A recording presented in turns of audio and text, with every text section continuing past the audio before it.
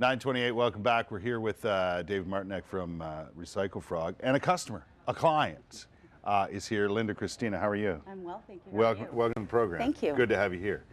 You recently went to Recycle Frog and went through this experience for the very first time, right? I did. Had you ever gone to anyone else with old jewelry or anything like that?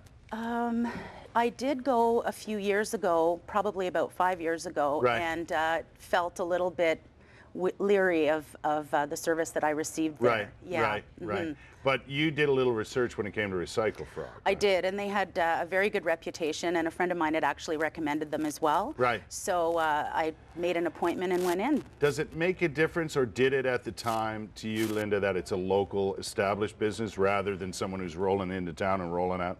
Absolutely, because the organization had roots here in the community, and I think that gives them a little bit more credibility. What did you have that you wanted to bring down and show them?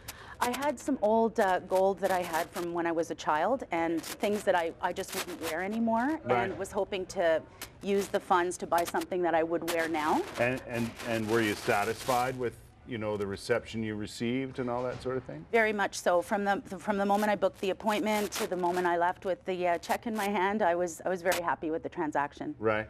Yeah. No pressure to sell your goods? Not at all, actually. On that day? No, not at all, actually. And I was fortunate enough to meet David, and David walked me through the process, took his time, was willing to answer all of my questions, and I felt very satisfied when I left, for sure. Yeah. I've been lucky enough to meet David, yes. too. You know, going through the process and understanding what was happening, and that's one of the first things that Recycle Frog does. Did that make it easier for you? Because it seems to me that's what I'd want to know right away. Like, I do care how you measure and what you're looking at and that sort of thing. It did, and actually I'd done a little bit of research beforehand. You can find a lot of information on the internet. I know how reliable it is sometimes, but Right. I did a little bit of research beforehand, so I had some questions ready, and just What did you ask them?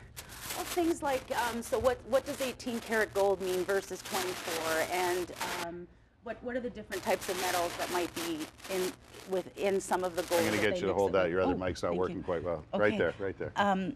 So I did ask them about the difference between 18 and 22 and 24 and Right. the carats of gold. Because not everybody knows that sort of thing. No, not everybody knows, and I was looking more at how he answered the question, and I felt that he. I like that you said that. Absolutely. On how they answered, not exactly what they said. That's right. But how it was answered. That's right. Right. That's So right. you were looking for. I was just looking to see the confidence, and he knew what he was talking about, and he did. So Yeah. I felt very comfortable with David, actually. Right. You know what? That's a really good point to make, and I've often said that when you're asking questions, look for that, what the confidence, sort of the efficacy, the transparency in the way they respond. How you respond in terms of how quickly you respond. Sure. How you put forward the information, I think, is important to people, and if you're observant, you're pretty quick to find out that people use your don't know what they're instincts. talking about. Absolutely. You know what I mean? Absolutely. And, you know, that's a gut feeling, Yep. and that's something. And I'm glad you said that, and I'm glad you asked those questions because,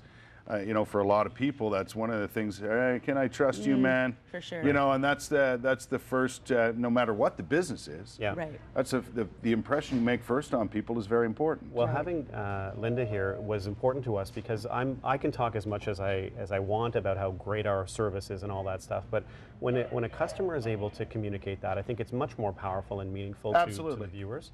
And she's a real customer. She's not someone we paid or we even sent it to her. No, I know. I asked her, and she was kind enough to come on. And I like that you did that because you know, David and your company's one of your strengths, I think, is your relationship with your customer, and that's you know, and again, that applies to any business you talk about. Absolutely. Any local business, that's for sure.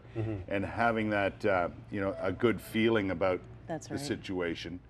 Especially meeting them for the first time is pretty important to you, right? It sure is, and there's always a little bit of sentimentality attached to some of those pieces. And Right. knowing that it was going to a reputable, that I was dealing with a reputable company that was local, and also David did a little bit of education with me about environmental impacts on Right. on recycling, and that really hit it home for me as well. It was really good.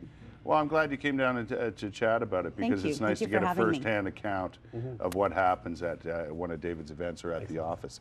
Take a quick break. Still a chance for you to ask questions of Recycle Frog and what to do with your old jewelry. Can you bring coins and watches and things like that? Ask anything you like. Get in touch with us either by phone or by email or even on Facebook right now. It's Recycle Frog here on Ask the Experts. 9:34. We'll be back.